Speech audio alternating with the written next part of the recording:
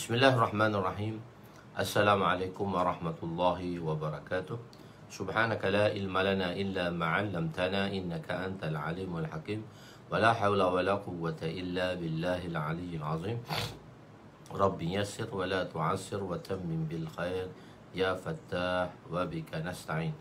Nahmaduhu wa nusalli wa nusallim ala rasulihil karim wa ala alihi wa ashabihil fatihina بهديهم إلى الحقيقة المجازة أما بعد أعوذ بالله من الشيطان الرجيم بسم الله الرحمن الرحيم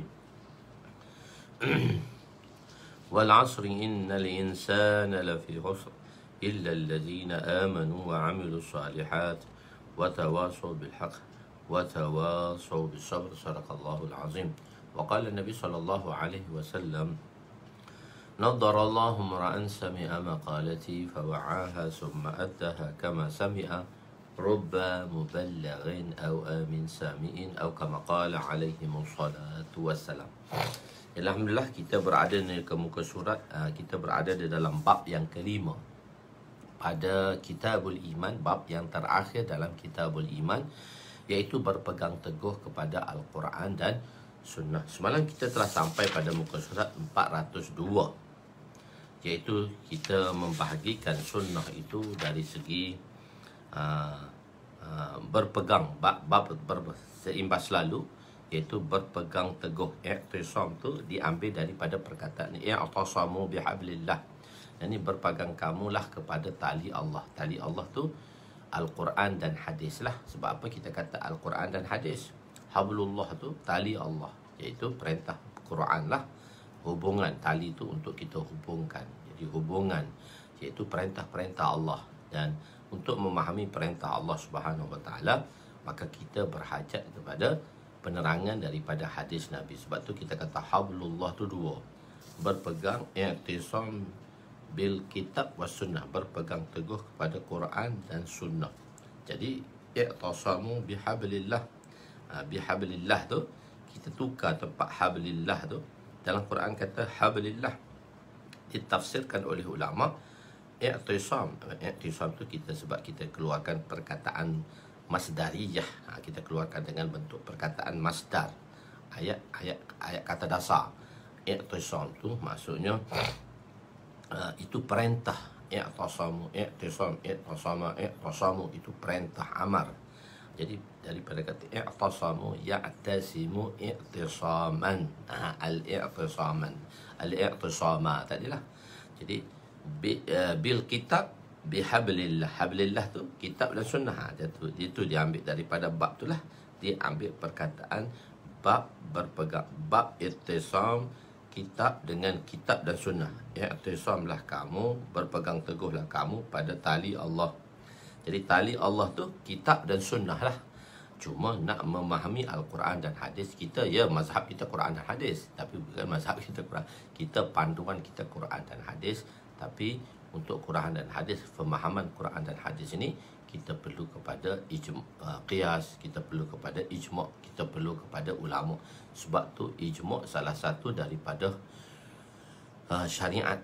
Dalam syariat, ijma' itu salah satu daripada syariat, dan qiyas juga hukum. Qiyas juga salah satu daripada syariat. Jadi daripada dua tu keluarnya empat. Jadi syariat tu empat, bukan syariat tu memang basic Quran dan hadis. Syariat tu pada Quran saja, tapi kena faham hadis. Nak faham hadis, kita kena faham dengan ulama-ulama yang memahaminya, sebab kita bukan dalam bidang tu. So kita serah kepada ahli-ahlinya.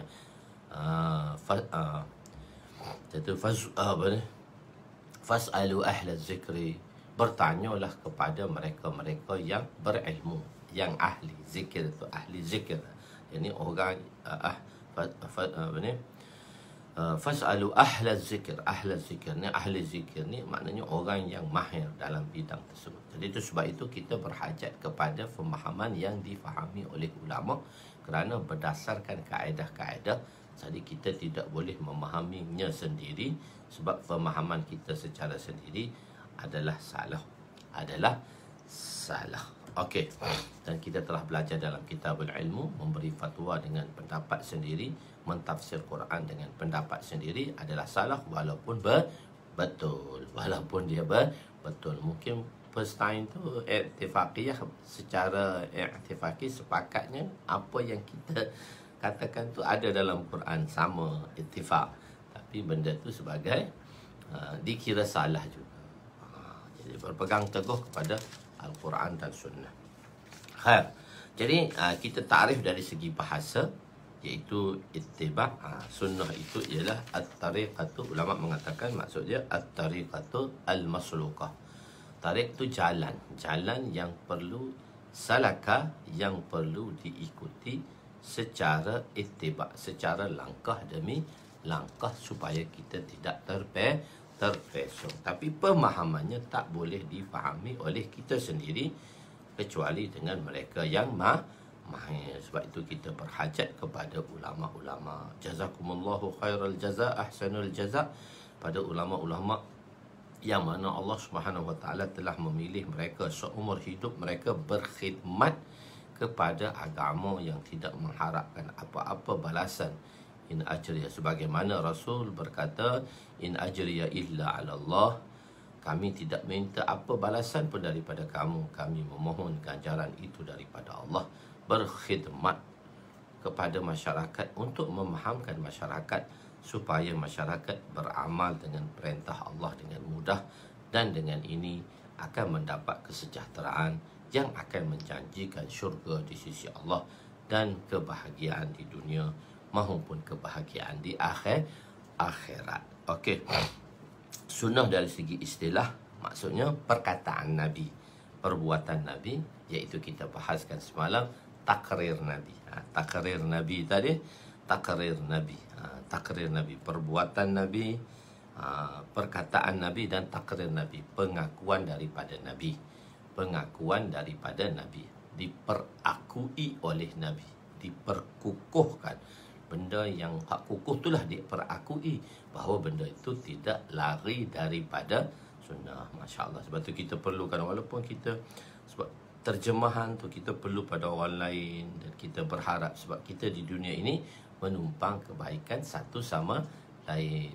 Nak mengharapkan kebaikan kita memang tak banyak, memang tak ada langsung kot.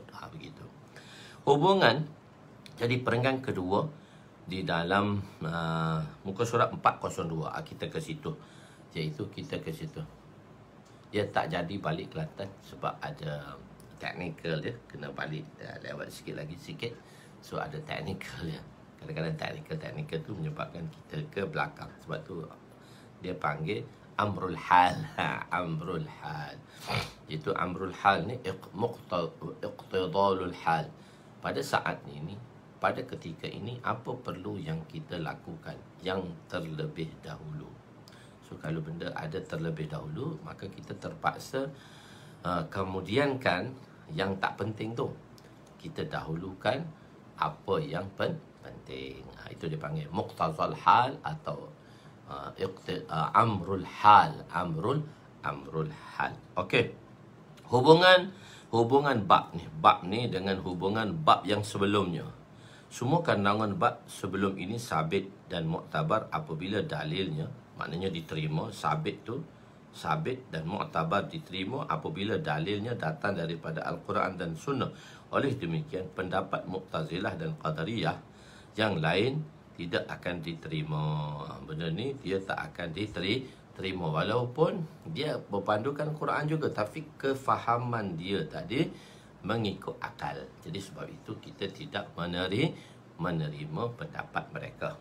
Bab akan datang akan membincangkan mengenai ilmu pula. Kita belajar benda ilmu ni, yang kita dah belajar dah tu. Mengisyaratkan bahawa semua ibadat tidak akan diterima jika dilakukan tanpa ilmu. Semua ibadat kita kena tahu iman, lepas tu kita kena tahu ilmu, lepas tu keikhlasan. Itu 3 syarat penerimaan sesuatu amalan.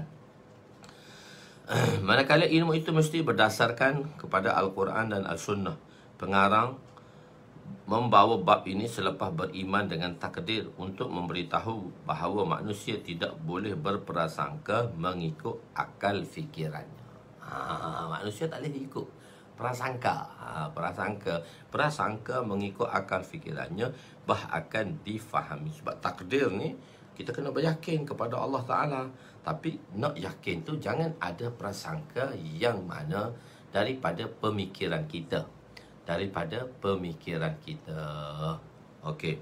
Jadi oleh itu, berdasarkan kepada Al-Quran dan Sunnah, jadi prasangka dan akal fikiran bahkan akan difahami kesemua tadi mengikut Al-Quran dan Sunnah. Hujah terbahagi kepada dua. Hujah untuk kita jadikan sesuatu hujah, dalil lah. Maksudnya bila kita dakwa, maka kita mesti ada hujah, mesti kita sabitkan dengan dalil, reason. Reason. Apa itu reason? Apa sebab dia? Cuba kita cari sebab dia. Hujah terbagi kepada dua, iaitu dalil akli. Hujah tu dalil pun boleh, hujah pun boleh, dalil pun boleh, hujah pun boleh, burhan pun boleh. So makna tu dipanggil mutaradifat. Alfaz yang mutaradifat, makna wahid. Kadang-kadang lafaz wahid, makna mushtarak. Itu pun kita tak faham kan? Lafaz wahid, makna mushtarak. Lafaz satu, makna banyak. Lafaz banyak, makna satu. Gitu. Bahasa maknanya persamaan. Maknanya makna-makna yang sama. Khair, hujah terbahagi kepada dua. Itu hujah terbahagi kepada dua. Patut kata hujah, keluar dalil. Maksudnya hujah dan dalil itu makna sama. Dalil, suppose saya nak atur, saya kata hujah, kita kata hujah terbahagi pada dua. Hujah pertama, dalil akli. Hujah kedua, dalil nakli. Dalil nakli ialah asal berbanding. Dalil nakli itulah yang asal berbanding dalil akli. Sebab dalil akli ni, akal ni daripada perkataan iqal. Iqal ni maksud dia tali. So tali ni, akal ni daripada iqal. Iqal tu daripada makna dia tali. Iqal, akal ni daripada iqal. Ain, qaf, ya, lam, iqal. Makna iqal ni maksud dia fi'al, wazan dia iqal. Maksudnya tali. Tali ni nak hubung je. Tak ada tali, tak boleh nak hubung. Jadi tali ni satu hubungan saja. Akal ni sebagai satu perantaraan saja untuk memahami dalil-dalil yang dikeluarkan daripada nakli tadi. Okey. Sunnah di sini bermaksud perkataan, perbuatan dan takrir Nabi. Telah kita jelaskan, dan sahabat. Dan sunnah juga boleh dikatakan perkataan sahabat. Sahabat ni juga kita panggil dia sunnah sebab ada dalil dia. Kenapa sunnah tu hanya sunnah Rasulullah saja? Sunnah tu perkataan, perbuatan dan percakapan, perbuatan dan takrir Nabi. Itu kita panggil dia sunnah. Dan juga sunnah ini disebut oleh Nabi, iaitu percakapan, perbuatan dan takrir sahabat juga dipanggil sunnah. Mana dalilnya? Hadis inilah. Di bawahnya hadis sebagai dalil. Begitu. Apa dia? Alaikum bisunnati. Nabi kata, berpegang teguhlah kamu kepada sunnahku. Wa sunnati. Perbuatan sahabat, percakapan sahabat dan takrir sahabat dipanggil sunnah juga oleh Nabi. Nabi sendiri mengiktirafkannya sebagai sunnah. Maka Nabi kata, berpeganglah teguh kamu kepada sunnahku wa sunnati khulafa'ir rasyidin, dan sunnah khulafa' rasyidin. Tu Nabi sebut lagi al-mahdiyyin, yang mendapat petunjuk. Tamassaku biha. Maka tadi balik kepada sunnah lah. Tadi balik pada sunnah. Sunnah apa? Sunnah aku dengan sunnah khulafa' rasyidin. Ini sunnah sahabat. Jadi berpegang teguhlah kamu kepada sunnahku. Tamassaku biha. Gigitlah dia dengan gigi geram. Kita gigit apa? Kita gigit dengan geram. Kita cekam dengan taring, kita gigit dengan geram. Azzu 'alaiha bin nawajis. Nawajis ni maksud dia gigi geram. Kita gigit dia dengan gigi geram. Bila gigit dengan gigi geram, gigit dengan geram. cekam dengan taring, gigit dia tu. Bukan gigi kacip tu, tak cabut, ni gigi geraham. Sama ada yang digigit itu terkoyak ataupun kalaulah benda yang digigit itu kuat, gigi kita tercabut. Maksudnya pegang begitu sekali. Wa iyyakum, wa iyyakum, dan hendaklah kamu menjauhi. Iyyakum tu maksud dia menghindarkan daripada perkara-perkara yang baru. Muhdatsatul umur, benda-benda baru ni kita kena hindar. Jadi tak semua benda baru, tak semua benda baru tadi sesat. Tak, bukan setiap kullu bid'ah benda baru tadi, kullu muhdatsatin, dan setiap benda baru tadi sesat. Tidak. Fa inna kullu muhdatsin bid'ah. Di sini dia beritahu sesungguhnya kul semua benda baru tu bid'ah. Jadi kul ini dia tidak memberi makna keseluruhan, dia memberi makna ghalib, kebanyakannya, tak kesemuaan. Dan dalil-dalil dalam Al-Quran dan hadis lah didalilkan, sabitkan, iaitu apabila pertanyaan yang dijawab oleh Ustaz Engku, apabila Ustaz Muhib mengatakan kul ni semua sekali benda baru bid'ah ni haram, bid'ah ni sesat. So Ustaz Engku jawab, tu perbezaan Ustaz Muhib tu yang Syria tu dengan Ustaz Engku. Ustaz Engku jawab, tuan-tuan tengoklah video tadi tu, macam mana Ustaz Engku jawab persoalan yang diberikan oleh Muhib tadi, Ustaz Muhib tadi, dan Ustaz Engku jawab. Ustaz Engku jawab, okey, cantik. Itu perbahasan tu memang hebat Ustaz Engku tu. Okey. Jadi setiap bid'ah, jadi setiap tadi tidak, dia saya tak nak bahas pula kul tu kenapa, tu dia pendalaman sangat.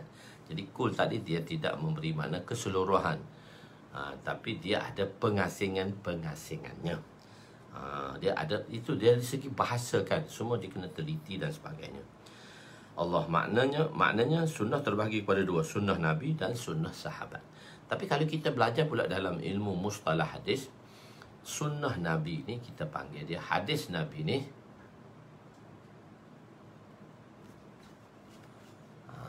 sunnah Nabi. Ustaz Engku tu kena follow, Ustaz Engku tu bagus, Masya Allah. Jadi Ustaz Engku banyak memberi jawapan-jawapan kan. Jadi di sini ialah sunnah ni. Jadi sunnah ni kita panggil dia mana perkataan sahabat, perbuatan sahabat, perbuatan Nabi, dan perbuatan Nabi, perkataan Nabi, takrir Nabi, itu kita panggil dia hadis. Hadis itu kalau dalam bentuk hadis kita panggil dia hadis muttasil. Hadis muttasil. Hadis muttasil maknanya hadis itu berhubung. Hadis itu intiha dia, penghujung dia, yang mensabdakannya atau yang melakukannya, yang mentakrirkannya ialah Nabi SAW. Maka dia panggil intiha ila Nabi, berakhir dia pada Nabi, maka hadis tu kita panggil dia hadis muttasil. Kalau intiha ila sahabah, berakhir di sahabat, hadis juga, adalah sunnah sahabat dia, kita panggil dia hadis mauquf. Hadis mauquf. Dan ulama mengatakan intiha ila tabi'i, perkataan tu berakhir pada tabi'i, perkataan tabi'i dan perkataan siapa tu? Perbuatan tabi'i dan takrir tabi'i juga kita panggil dia hadis juga, iaitu hadis munqati', hadis muninqita', hadis munqati', hadis muttasil, hadis mauquf, dan hadis maqtu'. Munqati' tu hadis maqtu', muttasil, mauquf, maqtu'. Di situ dia aku bahagi kau. Sebab itu ada qaulis tabi'i, qaulis salaf dan khalaf, iaitu hadis daripada qaulis salaf dan khalaf.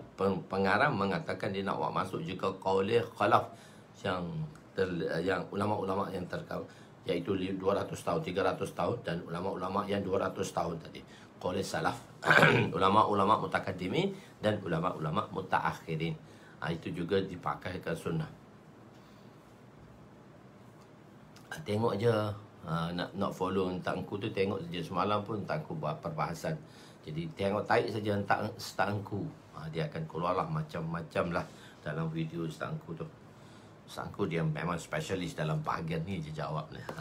Kita Okey, benar. Itu bahagian Ustaz Angkuh, dia akan jawab semua untuk pandangan. Jadi sekarang kita belajar miskat ni, kita nak faham hadis dan kita nak amalkan hadis tadi.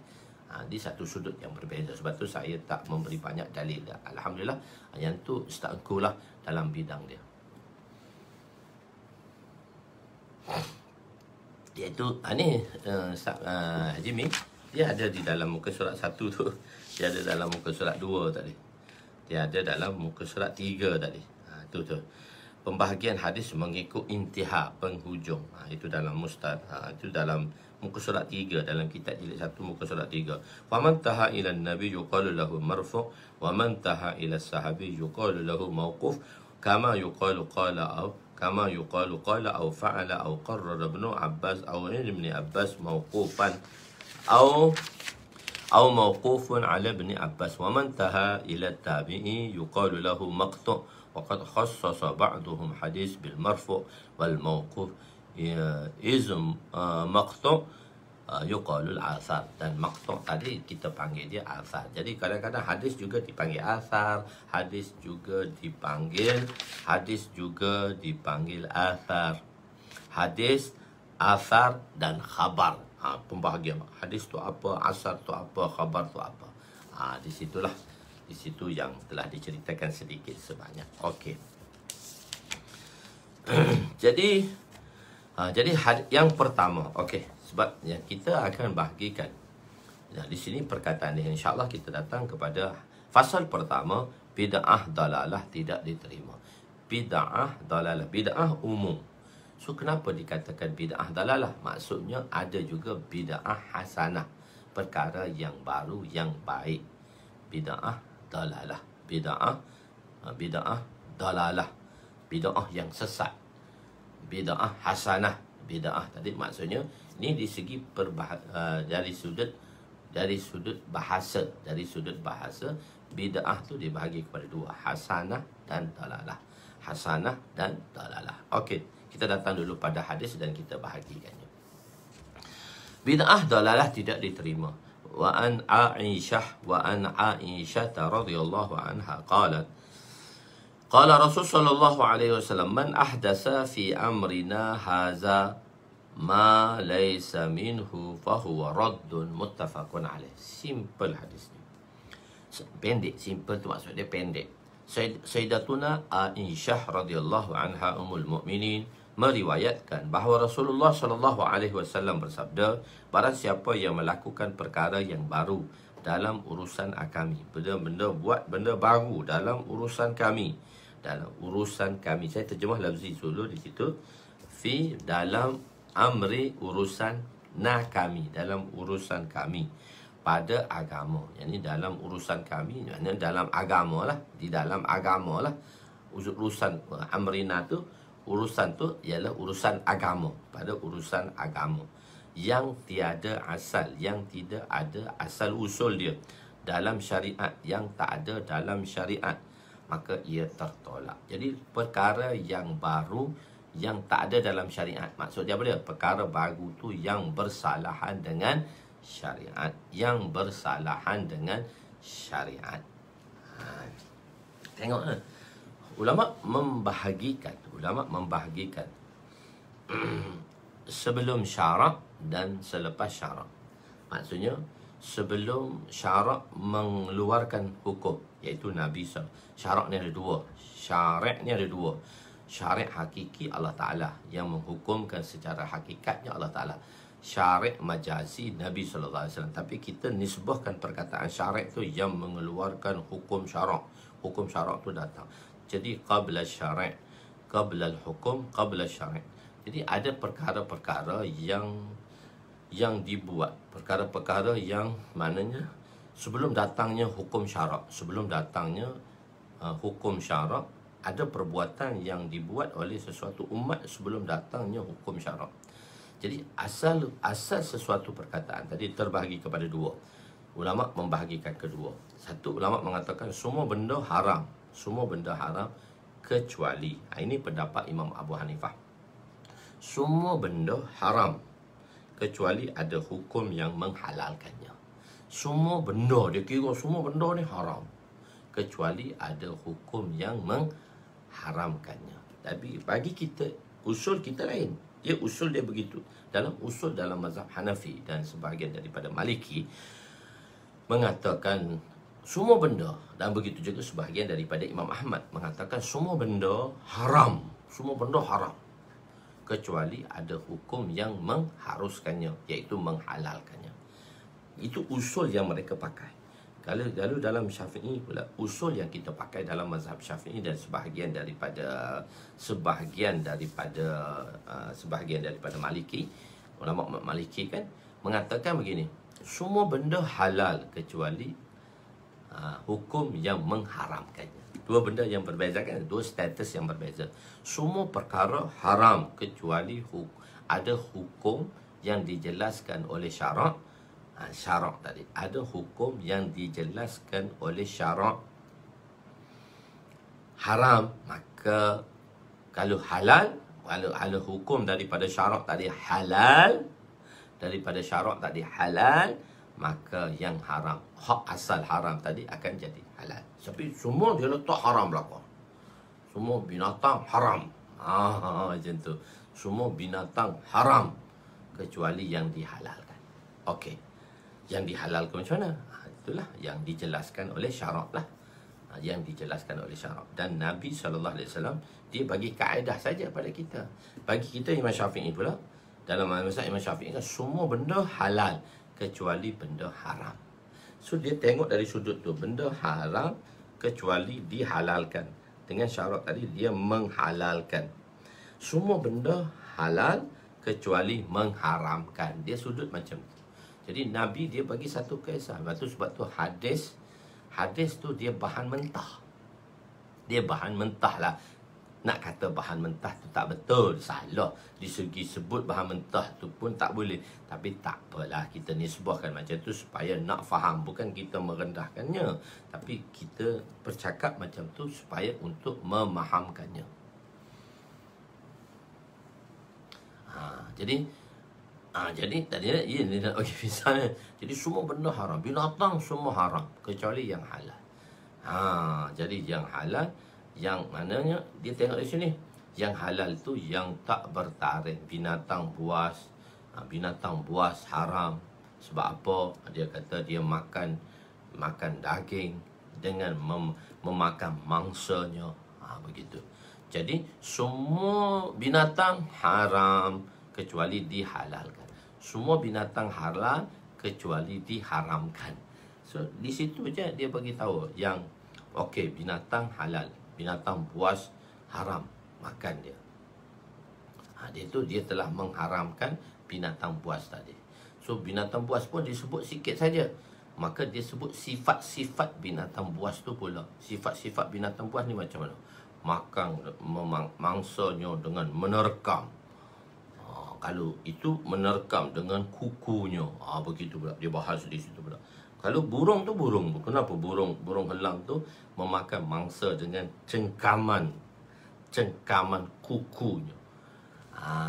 Begitu. So dia ada yang menghalalkan. Jadi hukum yang mengharamkan. Itu basic lah yang kita tengok pada basic. Lepas tu dia menerangkan satu persatu lah. Jadi syarak tadi, sebab tu kita kata atas dasar syarak. Dan syarak tadi, hukum syarak tadi, kita keluarkan daripada 4. Quran, hadis adalah pokoknya. Quran, hadis adalah pokoknya. Dan ijma' dan qiyas. Ijma' dan qiyas adalah, ijma' dan qiyas tadi adalah furuknya yang keluar daripada Quran dan hadis tadi. Ijma' dan qiyas. Ijma' dan qiyas. Jadi 4. Nampak 2 tapi 4. Ijma' dan qiyas. Okey. Itu perbahasan pula ikan jerung tu macam mana. Ada yang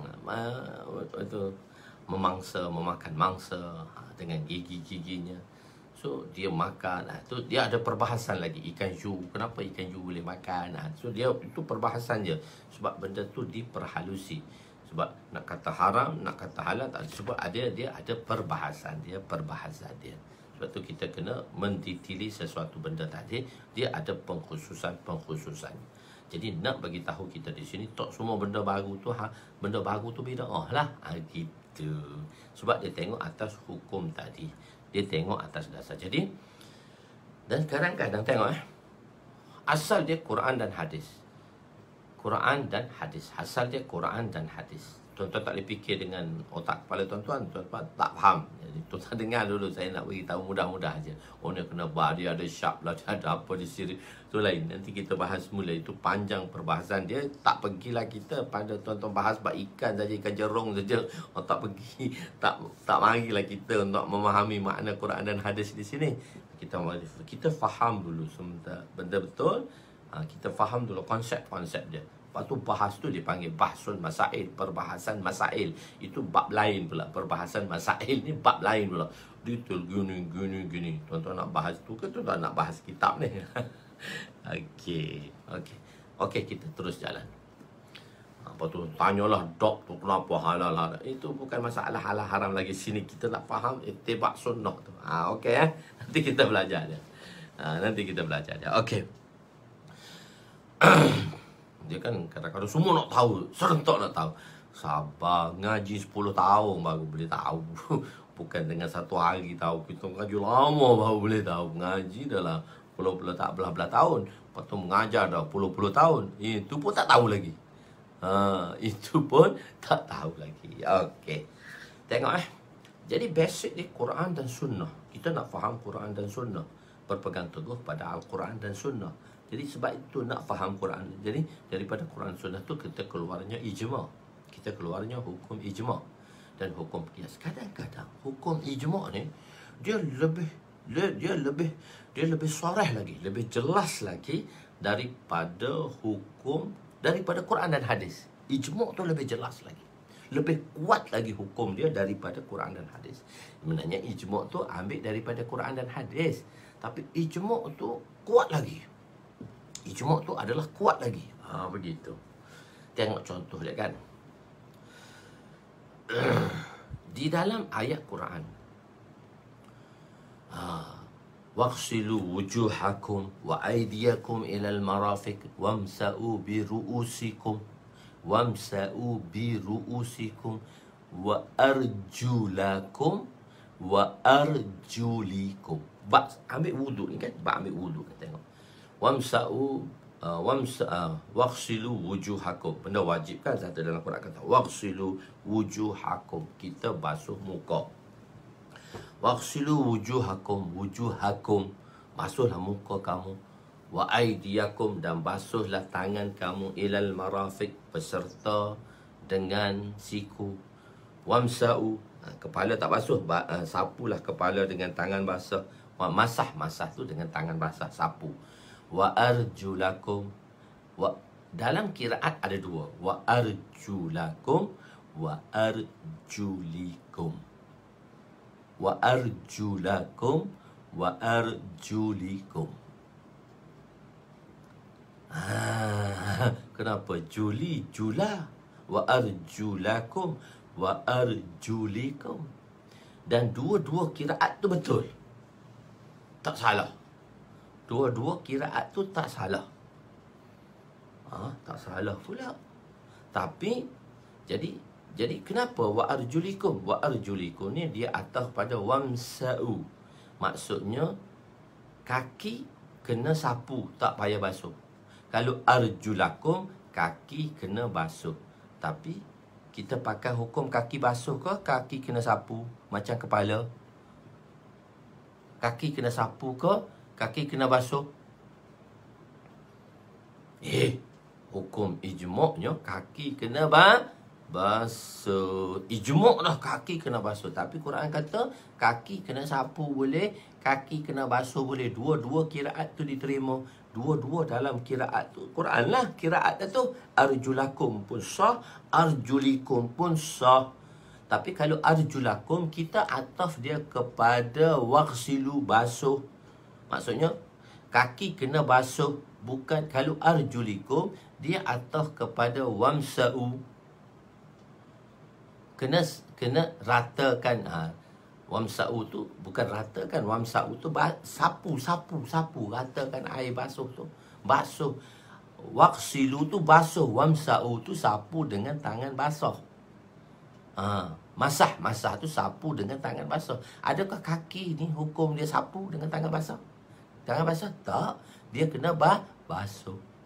Jadi, dua-dua kiraat tu kata basuh dan sapu. Tapi ijma' mengatakan sepakat 4 mazhab, kaki bukan sapu, kaki kena basuh. Kaki basuh atau basuh. Basuh kaki.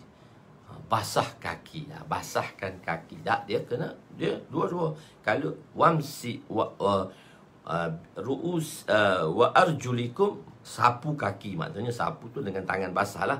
Sapu, gosok, tak kisahlah. Maksudnya macam mana kita sapu kepala dengan tangan basah. Kita tak ambil, bukan basuh. Itu, ambil sapu kepala je dengan tangan basah. Masah dia panggil. Jadi kaki ni masah ke sapu?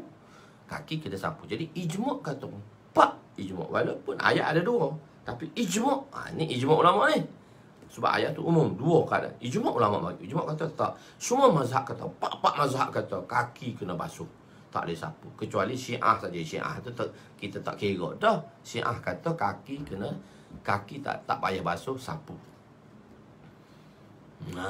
Kaki tak payah basuh, kita sapu. Okey, boleh faham Tuan-tuan kena faham. Tuan-tuan jangan pergi ke mana ke sini, tawajuh dulu saya nak bagi tahu. Sapu ke gosok, kita tengok kepala saya botak tu dia kata polish lah pula. Tak apa tuan-tuan.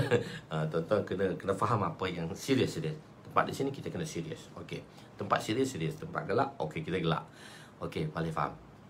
Jadi ijma' kata basuh. Sedangkan ayat kata basuh pun boleh, sapu pun boleh. Tapi hukum ijma'. Hukum ijma' iaitu basuh. Lepas tu sapu tu bila mana? Sapu tu bila kaki kita mukhaffaf. Arjulikum tu dia ada takwil pula. Dia ada tafsir di situ. Arjulikum tu kaki yang mukhaffaf, kaki yang disaluti. Kaki yang dipakai kan dengan khuf, iaitu stokin kulit. Khuf pula dibanding pula. Kalau dalam itu kita akan belajar bab khuf. Khuf pula berbagai-bagai jenis khuf. Khuf kulit saja, khuf separuh kulit ke, lepas tu khuf kain saja ke, stokin kain, stokin kulit, stokin separuh kulit, separuh kain, boleh ke tak? Mujalladan, mukhaffafan, munaklanan. Tu dia jenis stokin pula. So dia detail lah. Sebab tu dia penghubungan. Jadi sebab itu kita berhajat kepada ulama dalam memahaminya, dan kita tak boleh faham sendiri dalam penerangan tadi. Okey. Cuma kita nak jelaskan penerangan. Okey, kita pergi pada penerangan. Haza digunakan untuk perkara yang boleh dirasai. Haza ni dia ganti nama. Dia panggil haza ni ismi isyarat. Ha tu hatambih, za tu ismi isyaratnya. Tapi dia dah jadi satu perkataan. Ha tu hatambih. Ha tu untuk memberi tambih, memberi satu attention. Haza. Ha tu dipanggil hatambih. Bahasa Arab ni dia tak ada, dia bahasa Arab ni dia semua bermakna. Dia tak ada satu perkataan yang tak ada makna. Bukit, bukau. Kita ada bukau tu. Tapi bukau tu tak ada makna tanpa bukit. Bukau. Bukau tak boleh kira. Dia tanpa makna, tanpa bukit. Tapi perkataan bahasa Arab ni semua ada makna. Dia panggil mahmul, bukan muhmal. Makna, bermakna. Ada sentence yang bermakna. Ada semua. Fa, ha, semua dia ada makna. Ada makna dalam bahasa Arab tadi. Jadi haza, za tu sebenarnya ismi isyarah, menunjukkan satu benda yang jelas. Haza ni dah jadi satu perkataan. Sebenarnya ha tu ha tambih, za tu ismi isyarat. Tapi haza telah digabungkan kedua menjadi satu perkataan. Jadi apa dia? Nak bagi tahu haza satu benda jelas, benda yang real, benda yang mahsus, benda jelas. Kita panggil dia haza tu ismi isyarat. Apa yang nak diisyaratkan kepada apa? Yang nak diisyaratkan tu kita panggil dia musyarun ilaih. Musyarun ilaih. Jadi apa haza tu? Musyarun ilaih apa? Nak isyarat pada apa? Iaitu agama. Haza ni agama. Man haza Islam, agama atau Islam lah, agama Islam. Kau Islam tu agama, tarikah lah.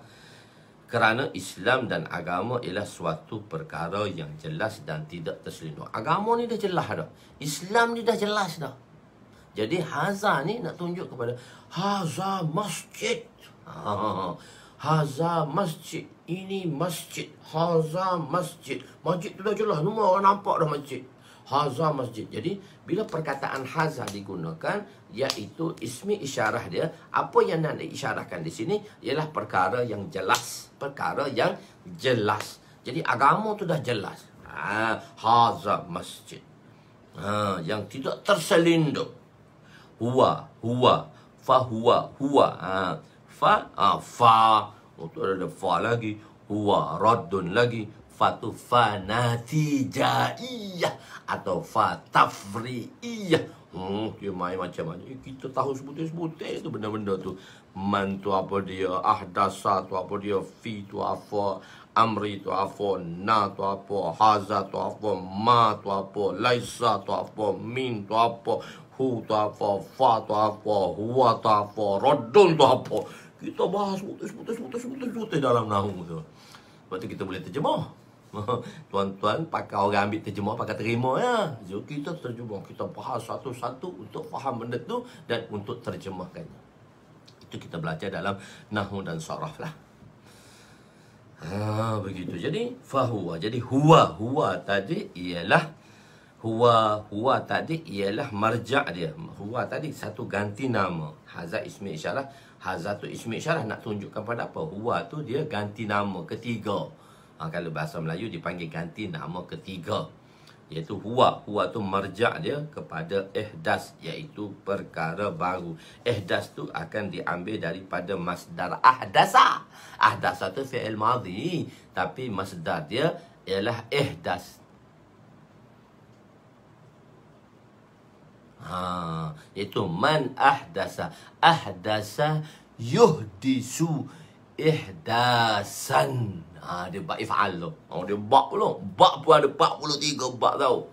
Darabaya nasara yang suruh, darabaya deribu, sami ayasma'u, fataha yaftahu, hasiba yasibu, karuma yakrumu, quttat takadu, bak ifti'al, bak if'iwal, bak if'ilal, bak if'an lala. So bak saja ada 43 bak. Mulhaq berma'i, mulmarak berbahabai, berihran jama'. Ngaji di bak 43 bak. Begitu. Jadi hadza itu semua kita kena belajar, kita kena belajar belaka sebab kita kena faham Quran dan hadis ni. Kita orang nak terangkan pada tuan-tuan. Jadi kita kena faham. Kita bukan mengaji ambil berkat saja. Okey ambil ngaji nak periksa saja. Ngaji nak periksa ramai orang. Kalau otak-otak cerdik tu dia ngapa dia boleh jawab belajar. Ahdasa yuhdisu. Dia tak jadi ahdasa yahdasu. Ahdasa yuhdisu. Kenapa yuhdisu? Dia ada kaedah-kaedah dia semua tadi. Okey. Jadi huwa tadi, ihdas. Huwa tadi yang nak ditunjukkan kepada benda. Huwa, maka natijahnya. Kalau kita terjemah seperti maka natijahnya ihdas itu, benda yang baru tadi, raddun, ditolak. Okey. Perkara yang baru. Oleh itu kedua-duanya tidak termasuk dalam agama. Di dalam agama. Dua-dua tidak termasuk dalam agama. Jadi maksudnya benda yang baru tadi ditolak. Jadi benda yang ditolak tadi benda yang dibuat dalam agama. Di sini perfahaman dia lain kan? Faham dulu. Jadi ada ustaz tu mengatakan semua benda dunia tak dikira bid'ah. Benda yang dikira bid'ah, ialah apa dia? Benda yang dikira bid'ah adalah benda agama saja. Benda yang dikira bid'ah itu benda agama. Benda baru hak dalam dunia ni dia tak kira bid'ah. Komputer tak bid'ah dia kata. Sebab dia benda dunia. Kita kata tak. Sebab tu kita kena ada sandaran syariat. Kita betul kita kata benda baru tu tak bid'ah. Benda dunia ni tak bid'ah. Buatlah apa tak bid'ah. Buatlah apa tak bid'ah. Benda agama saja bid'ah. Pembaharuan dalam agama saja bid'ah. Pembaharuan dalam dunia tak bid'ah. Tapi kita kata ada syariat. Syariat yang menentukan. Jadi sebab itu kita terjemah muhdas tadi, benda baru tadi, perkara yang bersalahan dengan syariat. Betul, komputer tak bid'ah. Orang tu kata kamu pun benda bid'ah, benda baru tu naik kapal terbang, dia kata kapal terbang mana bid'ahnya? Betul lah kita kata kapal terbang tak bid'ah tu, tapi ada syariat, ada garis syariat. Komputer tak bid'ah, tapi dia ada garis syariat. Handphone tak bid'ah, tapi dia ada garis syariat. Kalau kita guna handphone, okeylah, handphone ni tak bid'ah. Okey, handphone tak bid'ah. Tapi orang duk tengok video yang tak baik tu. Tak apa, tak bid'ah, tak berdosa. Jadi dia ada batasan syariat. Kalau kita guna handphone untuk tengok benda-benda yang tak baik, berdosa ke tak? Berdosa ke tak? Kita tengok benda yang tak baik tu berdosa ke tak? Tak bid'ah. Jadi dia pun tak boleh kata berdosa Ustaz. Jadi kamu kata tak bid'ah, tak apa. So dia perbahasan sekarang bid'ah tak bid'ah tu. Jadi bid'ah ni pada benda baru. Benda baru, benda dalam agama. Tuan-tuan fahamkan saya dulu ya. Jangan tanya semua lagi. Jangan tanya benda-benda lain tu. Tuan-tuan berhenti dulu komen. Tuan-tuan kena faham saya dulu. Bab benda yang komen, jangan. Tuan-tuan tengok situasi dia, amrul hal sekarang. Tuan tak payah komen lagi. Ada tempat yang saya tuan-tuan kena faham lah apa yang saya nak bahas sekarang. Tuan-tuan kena dengar. minta maaf. Okey, saya ni kadang-kadang secara sarahat dan secara terang-terang marah tuan-tuan pula. Jangan komen. Sekarang tuan-tuan kan dah mengaji dengan saya 100 jam dah kan. Takkan tak faham lagi. Tempat serius, kita serius. Tempat gelak, saya gelak. Tempat ketawa, saya ketawa. Tempat nangis, saya menangis. So, tuan-tuan bagi tawajuh dulu. Tuan-tuan jangan lagi komen. Bila saya kata komen lah tadi. Tuan-tuan sendiri kena faham lah apa yang saya nak jelaskan di sini. Okey, boleh faham insyaAllah. Tawajuh. Jaga adab dia. Jadi begitu. Saya pun duk tengok tuan-tuan komen, saya pun duk tengok. Saya sebenarnya malah duk tengok komen-komen tu. Bagi saya, minta maaf, saya tak nak tengok dah komen. Saya akan terangkan sebab benda yang tawajuh ni, saya kena fahamkan tuan-tuan. Okey, tengok. Jadi, dia kata perbahasannya, jadi ada golongan yang mengatakan bid'ah ni, pada benda dunia tak ada bid'ah. Benda dunia tak ada bid'ah. Komputer tak ada bid'ah apa semua. Jadi, dia kata, tak boleh kamu mengatakan benda-benda dunia ni bid'ah. Tak ada bid'ah. Sebab benda-benda amrina tu agama. Agama tu dalam urusan agama. Tak bid'ah. Dunia bid'ah, tak bid'ah. Urusan agama tak bid'ah. Kita kata ada sandaran syariat. Sebab tu kita kata benda baru tu yang tak ada dalam syariat. Benda baru yang tak ada dalam syariat. Benda baru yang tak ada dalam syariat. Faham? Benda yang tak ada dalam syariat. Jadi tengok. Okey, kita kata. Okey, dia kata handphone. Mana bid'ah Ustaz? Benda dunia tak ada bid'ah. Apa kita boleh buat? Tapi beza tak satu orang guna handphone dia tengok benda tak baik dan satu orang guna handphone dia dengar ceramah benda yang baik. Beza kan? Beza. Sebab dia ada batasan syariat. Kalau syariat tak membenarkan kita, walaupun handphone ni dia tak bid'ah, tapi kalau kita lihat perkara yang mana bersalahan dengan syariat, maka dia dikira dosa. Dia dikira dosa. Tapi kalau dia tak bersalahan dengan syariat, maka dia dikira harus dan boleh digunakan. Dan dapat pahala pula. Dapat pahala tu Allah yang bagi, tapi dapat pahala pula. Tuan-tuan tengok saya mengajar, walaupun tak sunnah mengaji dengan bercara berdepan, itu sunnah yang terbaik. Tapi tuan-tuan bersama saya di alam maya, gunalah kebaikan itu yang belok, gunalah perkara itu. Jadi belajar walaupun di alam maya, tapi insyaAllah kita akan berjumpa satu hari nanti. Jumpa hari penerimaan sanak pun tak tahu juga, tapi akan jumpa insyaAllah satu hari. Jadi maknanya dia benda dunia pun dia ada batasan syariat. So syariat yang menentukan benda tadi haram ke, benda tak bid'ah ke tak bid'ah ke, sebab dia ada batasan syariat. Okey, boleh faham Okey, kita pergi di sini. Jadi tengok, dalam hajat keduniaan, benda-benda baru dicipta, dia terkeluar daripada perbahasan bid'ah. Maknanya dia terkeluar daripada perbahasan bid'ah. Tapi dia tak keluar lagi dari segi sudut syariat. Okey, tengok misalnya contohnya komputer, bukan bid'ah. Komputer mana bid'ah? Tak ada benda pun baru. Baju ikut dia nak pakai apa? Baju mana bid'ah? Kerana ia bukan daripada urusan agama, maka ia terkeluar daripada perbahasan bid'ah. Keluar daripada perbahasan bid'ah, tetapi masih berada dalam perbahasan syarak tadi. Masih berada di dalam segi syarak, halal atau haram, tidak atau boleh. Walaupun dia benda-benda baru ni keluar daripada perbahasan bid'ah, dia tak termasuk dalam bid'ah dan dia tak kira bid'ah, tapi dia masih ada garisan syariat. Tapi masih ada dalam garisan syariat. Suatu urusan agama yang terkeluar daripada 4 sumber. Saya kata dia masih ada dalam. Jadi dia terkeluar daripada perbahasan bid'ah. Sesuatu urusan agama yang terkeluar daripada 4 sumber, Al-Quran, Sunnah, Ijma' dan Qiyas, maka ia tidak boleh diterima. Jadi perbahasan tadi. Jadi dia terkeluar dari, sebab saya tak detailkan di situ, sebab tu nampak kekeliruan sedikit berlaku. Jadi walaupun benda-benda dunia ni, benda-benda yang untuk keperluan harian kita ni, dia tak dikira bid'ah, tapi secara syariat dia boleh ke tak? Sebab syariat yang menentukan kegunaan tu boleh ke tak. Kalau salah kegunaan, maka berdosa. Kalau guna yang betul, tak berdosa. Sebab dia ada batasan syariat. Okey, boleh faham? Oleh kerana keperluan zaman, maka dalam agama fiddin, dalam agama contohnya sahabat. Jadi keperluan zaman. Sebab tu ulama mengatakan dia telah ta'arif di sini. Sebenarnya saya sepatutnya tulis di situ, bid'ah dari segi bahasa. Ini kita nak jelaskan. Tuan-tuan bracketlah sedikit.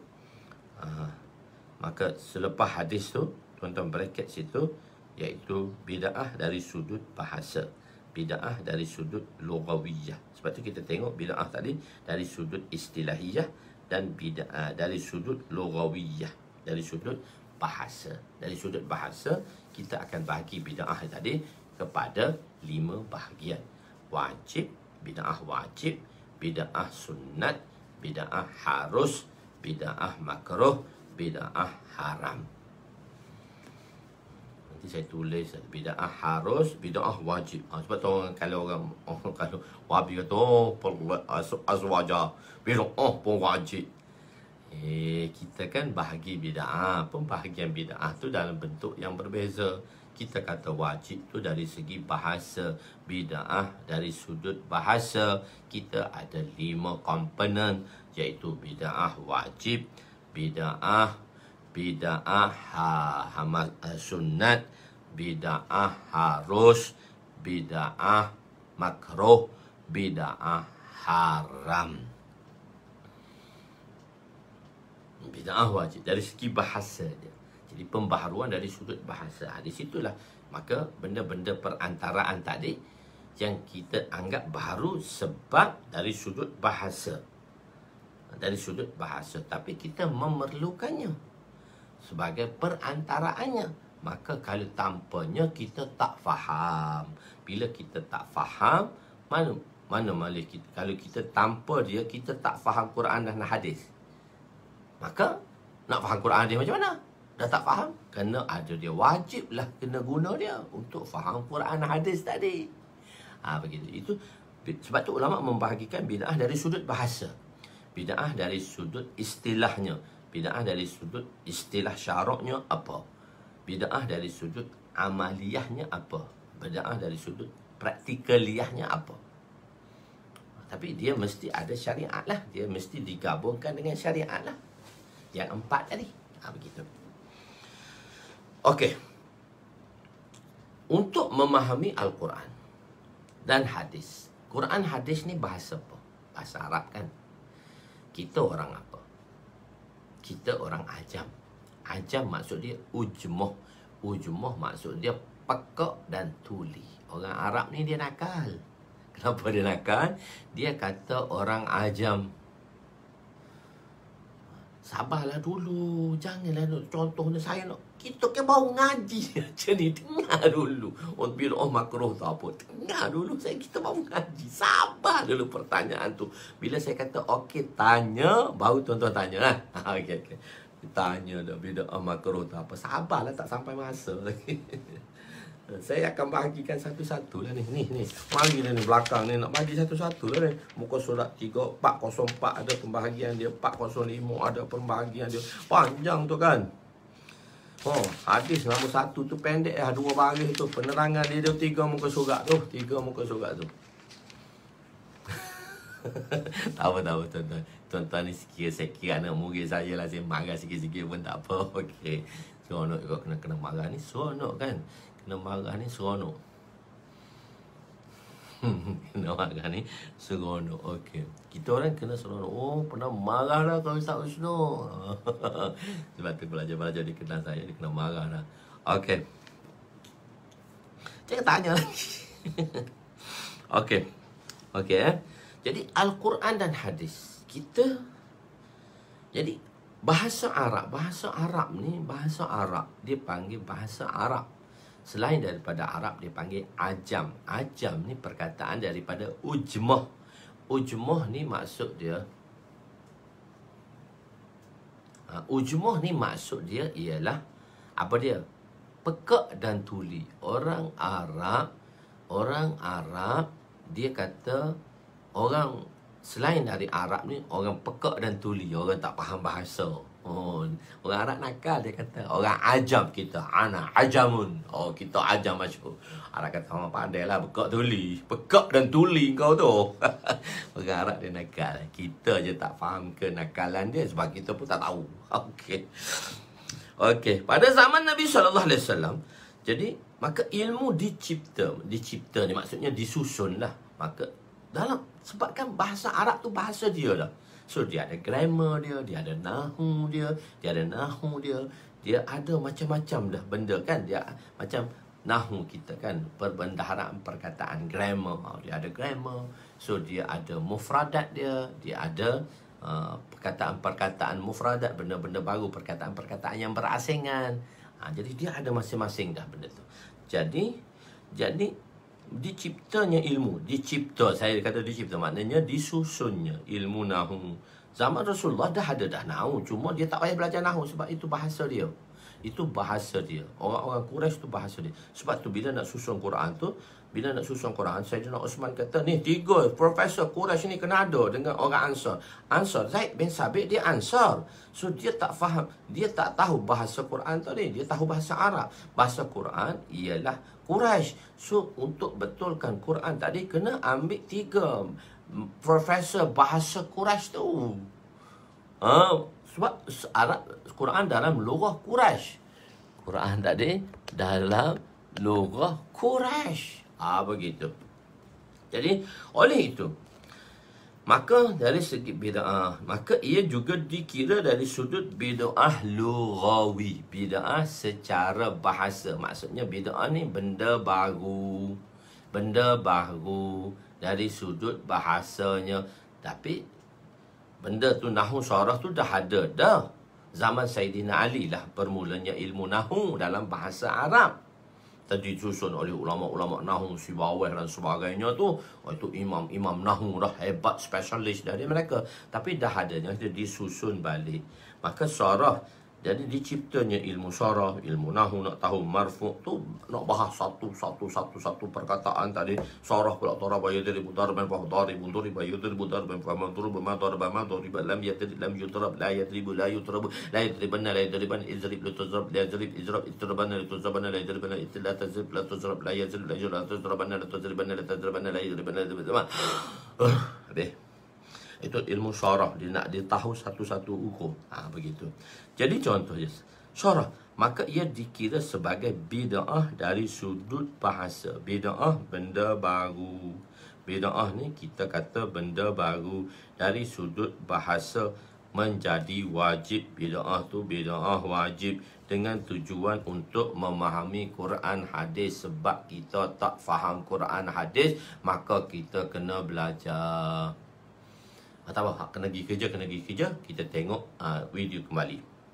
Jadi kita faham, nak faham Quran hadis lah. Sebab tu kita belajar nahwu. Sebab saya bawa di situ contoh dia. Sebab apa kita wajib belajar nahwu? Tengok salasata quru. Dalam bab talak, hendaklah kamu, dalam Quran kata hendaklah kamu beredah bila suami mentalakkan isterinya, maka beredahlah isterinya tadi tiga kurung. Beredahlah isteri tadi 3 kurung. Umum Quran kata 3 kurung. Okey, salasun juga dalam bahasa Arab 3, salasatun 3, salasun pun 3, wahid isna salasa, wahid isnatani, wahidun isnatani, salasatun, wahidun isnani, salasun arba'un, wahidatun salasatani, salasatun arba'atun. Semua dia ada muzakkar dan dia ada muannas. Ayat jantan, ayat betina, ayat laki, ayat perempuan, ayat laki, ayat perempuan. Okey, jadi salasatun ni perkataan muannas kita panggil dia. Sebab dia ada alamat muannas, iaitu ta. Ta tu alamat muannas, tanda ayat tu, perkataan tu muannas. Muannas ni jantina dia, muannas ni betina, ayat perempuan, ayat muannas, ayat perkataan muannas, betina, ayat apa ni, muannas lah, perempuan ke betina ke tak tahulah, ikutlah begitu.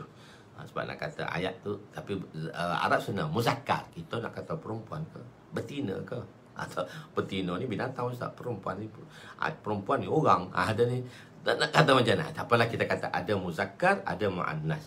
Jadi muannas, jadi salasun muzakkar, perkataan 3 dalam bentuk muzakkar, ayat lelaki.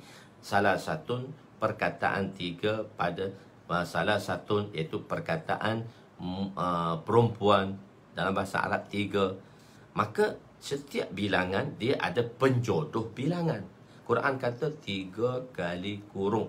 Quran kata female, male. Okey, masalah senang. Female dan male. Okey, perkataan female dan perkataan male. Okey, senang. Bahasa dia gitu. Jadi tengok Quran kata 3 kali kurung.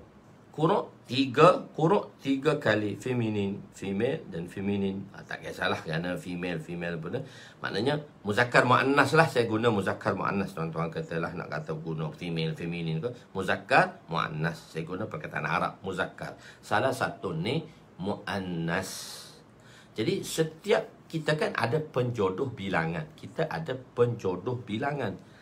Sepayung kaki. Payung kita panggil apa dia? Sepayung, sebiji payung.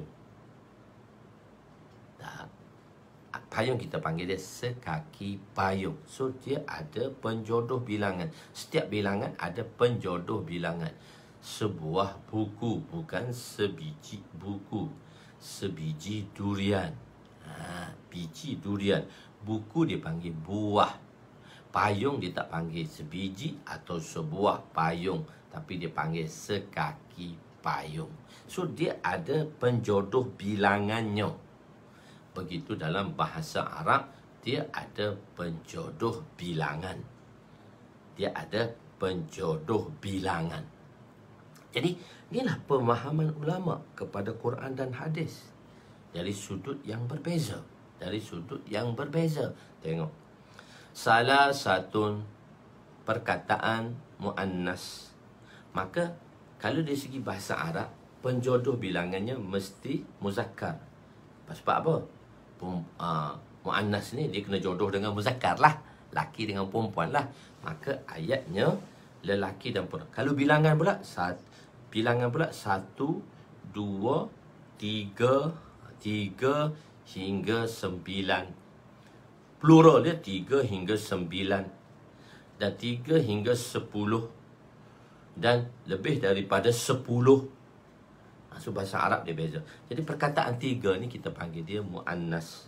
Maka quru' ni kalau bilangan 3, maka penjodoh bilangan dia mesti bawa perkataan jamak, bukan mufrad. Dia kena bawa jamak dan dia kena bawa dia dalam bentuk jamak dan muzakkar. Jadi perkataan quru' ni mesti maksud dia muzakkar.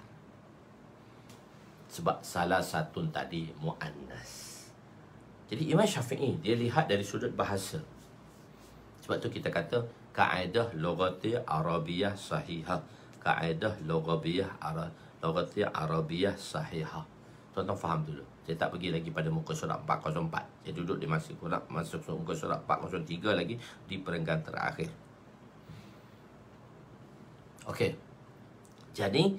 Jadi salah sata lah, sebab dia tak jadi salah satu mak pun dia jadi salah satu sebab i'rab depan dia tadi. Tak kira lah dia boleh jadi salah satu pun boleh, dia jadi salah satan pun boleh, dia boleh jadi salah satin pun boleh, dia jadi salah sata pun boleh, dia boleh jadi salah satu pun boleh, dia boleh jadi salah sati pun boleh, tanwin pun boleh, tanpa tanwin pun boleh, sebab dia bergantung kepada i'rab di depan. Ayat-ayat yang bergantung kepada depan tu dia sebagai apa. Okey. Jadi di sini salah sata lah, dia tak jadi salah satu lah, dia jadi salah sata. Jadi dia ada ta tu, tapi dia ada ta dalam maktubah tu, dia ada ta, perkataan ta. Jadi itu adalah perkataan muannas. Maka penjodoh bilangan dia quru' tadi mesti dalam bentuk plural. Qur'un tu mufrad wahid, qura' tu ialah jamak dan mesti dalam bentuk majrur. Jamak yang dalam bentuk majrur. Salah satu quru'in. Tapi quru' tu maksud dia ayat plural yang muzakkar. Jadi 3 kali muzakkar. Maksud dia orang lelaki ni ada haid, orang perempuan ni ada haid. Orang lelaki ada haid tak? Tak ada. Siapa ada haid? Wanita. Maka 3 kali. Quru' tu lelaki. Lelaki ni dia ada haid tak? Dia tak ada. Lelaki ni dia suci sepanjang zaman kecuali dia mengotori dia sebab dia tak kenapa tak semayang? Lelaki pun ada tak ada. Lelaki ni dia suci sepanjang zaman. Jadi maksud quru' ni suci. Sebab dia muzakkar. Muzakkar ni dia orang suci sepanjang zaman. Maka 3 kali suci. Quru' ni Imam Syafi'i kata quru' ni makna dia mushtarak. Makna dia perkataan mushtarak. Mushtarak ni maksud dia banyak makna. Jadi makna itu akan dikhususkan dengan sebab sentence sebelumnya tadi. Dengan sebab sentence sebelumnya. Jadi perkataan salah satu muannas, maka quru' tadi muzakkar. Muzakkar ni dia maksudnya dia tak ada haid, dia suci. Maksud perkataan suci di sini muzakkar, di sini maksudnya 3 kali suci. Maka habislah iddahnya bagi wanita tadi. Maknanya bila dia ditalak, seorang wanita ditalak oleh isterinya, dia talak hidup bukan talak mati. Talak mati 4 bulan 10 hari. Ini talak hidup ni. Maka dia kena bereddah selama 3 kali suci. Imam Abu Hanifah mengatakan tidak. Imam Abu Hanifah mengatakan 3 kali. Quru' tu dia kata haid. Dia tak kata suci. So dia tengok sudut mana? Halus. Mereka ni orang halus. Dia tengok sudut mana? Dia kata perkataan 3 mesti komplit. Sebulan, 3 bulan genap. 3 bulan genap. Tak say 3 bulan 10 hari. 3 bulan genap. 3 bulan genap. 3 bulan. 3 tu mana genap? Mana bilangan bulan tu, 1 bulan tu mesti genap. 1 hingga 30. Genap. Dia nak genap. Mesti genap. Cik. Jadi 3 kali tu mesti genap. Tak boleh 2.9 tak nak. Dia nak 3.0. Dia nak 3.0. Dia tak nak 2.9. Dia tak nak 3.1. Dia nak 3.0. Dia kata macam mana nak dapat 3.0? Dia tengok sudut lain. Dia kata sunnah dalam talak. Hanafi kata dalam talak sebenarnya kalau belajar kat luar, saya tunjuk graf tu, saya tunjuk dalam bentuk jadual. Nanti saya guna satu benda tu. Anak saya dah beli dah. Mana saya tulis ini, tuan-tuan akan nampak pada tulisan saya tu. Saya tulis di sini, tuan-tuan akan nampak tu. Anak saya dah beli, saya tak pandai nak guna. Saya pun tak gunakan lagi. Betul, nanti insyaAllah penerangan yang sepatutnya saya tulis, tuan-tuan boleh nampak di skrin nanti. Okey, dah beli dah, baru sampai barang tu. Okey, jadi dia kata 3 kali. Jadi talak ni ada 2. Talak sunni, talak bid'ah. Talak sunnah, talak bid'ah. Dia bagi pula talak ni, talak sunnah, talak bid'ah. Talak sunnah iaitu seorang suami mencerai isterinya sewaktu di dalam suci. Dan talak bid'ah, talak dengan secara bid'ah, iaitu suami mencerai isterinya semasa haid. Dua-dua tu jatuh talak. Dua-dua tu jatuh talak. Dua-dua jatuh talak. Talak bid'ah, dia talak masa suci kau, dia talak masa bid'ah, masa haid kau, dua-dua tu jatuh. Kat mulut ni dia jahat, masa tu lah dia jatuh talak. Suci kau tak suci. Tapi dia ada 2 sebab tu. Untuk bercerai tu, berpisah, dia kena pergi pada qadi. Dia tak boleh ikut hati. Okey, qadi pun bincang. Qadi kata okey, tak ada, maksudnya kami ni tak boleh dah, tak ada persefahamannya. Maka dia kena berpisah lah. Dia pun kena berpisah lah. Bila berpisah, maka suami qadi kata okey, sekarang tuan boleh jatuhkan talak pada isteri tuan. Okey, dia kata saya talak kamu dengan talak 1. Tak, jangan talak 3 lagi, talak 1. Talak tu depan qadi. Sebab tu kita kena talak depan qadi. Kalau siapa talak belakang qadi, bawa mahkamah, kena denda 1,000. Okey, apa? Betul lah talak tu milik kita, tapi kau talak tempat tak betul. Kena talak depan qadi, kena cerai depan qadi. Sebab tu qadi panggil cerai depan dia. Kalau siapa cerai belakang, sabit kesalahan tu, kena denda 1,000. Marah ke tak marah ke, semua jatuh talak ni. Talak ni bukan main-main. Marah ke tak marah ke, jatuh. Sengaja ke tak sengaja ke, jatuh. Bergurau ke tak bergurau ke, jatuh. Tapi dia nak bagi tahu talak sunnah ni masa dalam suci. Dia bagi tahu kan benda yang betul, cara betul. Orang buat cara tak betul, sah juga. Benda tu berjalan juga, tapi kena cara betul. Jadi talak tu masa talak suci.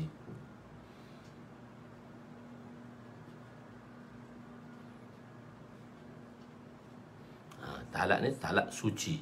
Talak dia dalam talak suci. Jadi bila saya nak sudahkan ni, saya nak berhenti dah ni.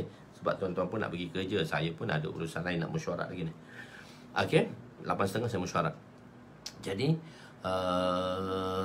talak tu dalam masa suci. Jadi suci ni bagi wanita dia dipanggil iddah suci, iddah haid. Misalnya salam sebulan. Okey, kita ambil 1 hingga 20 dia suci. 21 hingga 30 dia 10 hari dia haid dah. 21 hingga 30 dia haid. Ini bulan pertama. 1 hingga 20, ada orang 5 hingga 12, tak kisahlah. Tapi kita nak mudahkan pengiraan. 1 bulan pertama Januari 1 hingga 20 dia suci. Sebab dia muqtadah, dia wanita yang ada period, kitaran period dia secara baik. Dia bukan muqtadah, dia bukan mumaghayyirah, dia bukan mubtadi'ah. Orang tu mungkin tengah ngaji bab haid pula, lain pula. Nak mengaji dengan Ustaz Mansur tu, dia buat kita haid terbatu. Okey, terbatu cikgu kilo kita haid dia. Tu kena ngaji bab haid pula. Ibu bapa semua kena mengaji untuk ajar anak-anak dia, untuk ajar isteri-isteri dia. Okey, jadi 1 hingga 20 suci. 21 hingga 30 kita kata haid. Bulan kedua pula 1 hingga 20 suci, dan bulan kedua 21 hingga 30 haid. maka dia kata bilangan 3 mesti komplit dan talak diberi masa suci. Okey, talak diberi masa suci. Okey, dia pergi 1 hari bulan. Kalau 1 hari bulan, jadi talak masa suci ni dia tak genap bilangan suci. Kadang-kadang dia bagi 5 hari bulan, kadang-kadang dia bagi 7 hari bulan. Jadi bulan 1 tu 7 hingga 20 tak komplit dah bilangan suci tadi. Tapi bilangan suci tadi komplit pada haid. Sebab tu dia kata 3 kali haid. Bulan 21 hingga 20, 21 hingga 30 bulan pertama, 21 hingga 30 bulan kedua, 21 hingga 30. So bilangan tu komplit. Kalau bilangan suci ni kita tak tahu bulan pertama yang dijatuhkan talak tu, kalau 1 hari bulan komplit lah. Tapi kalau dia jatuh 5 ke 6 nak pergi ke 20, tak komplit dah bilangan tadi. Tak komplit dah bilangan tadi. Dia kata salah satu bilangan itu mesti komplit. Untuk komplitkan bilangan tadi atas dasar talak sunni, maka kuruk tadi dia kata mu'annas. Oh, dia pergi lebih halus lagi. Dia pergi dalil pensabitan dia dalam lagi. Pening pala nak faham. Tuan-tuan pun saya rasa ada tak faham pun. Tapi tak apa, saya boleh tunjuk. Jadi, maka bagi Imam Abu Hanifah, dia berpendapat 3 kali haid baru sempurna edah. Kita kata tak 3 kali suci, sudut pandangan yang berbeza.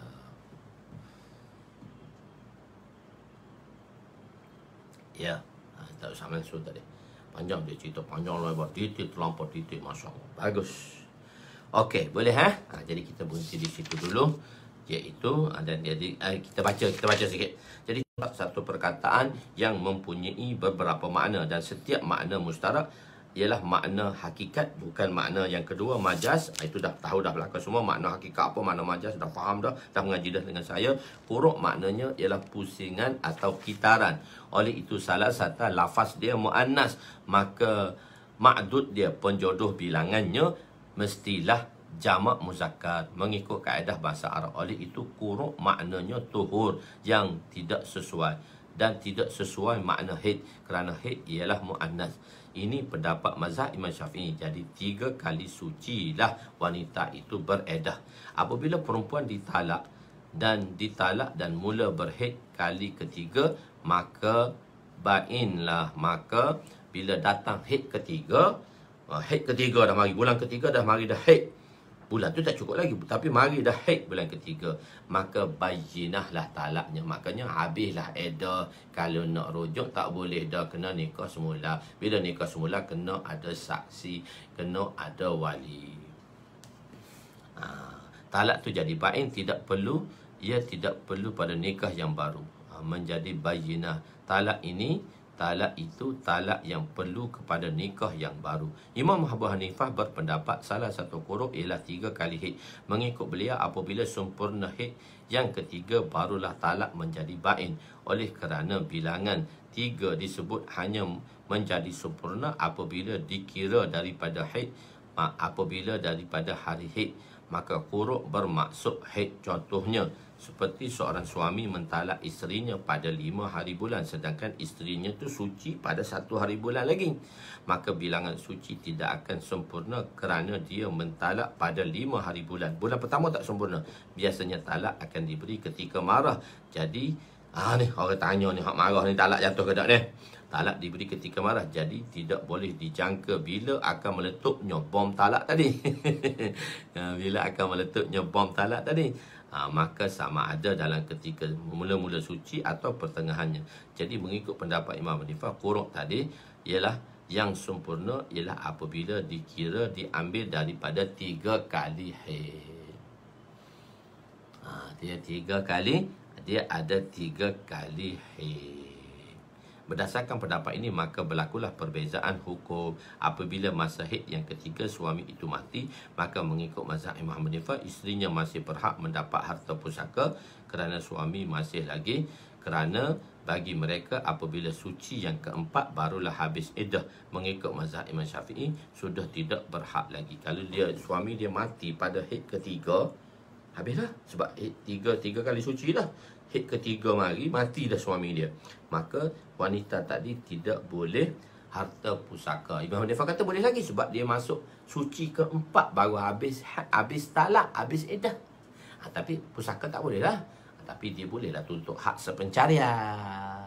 Hak pencarian tu di dalam hukum undang-undang Islam pula. Dia bukan dalam faraid.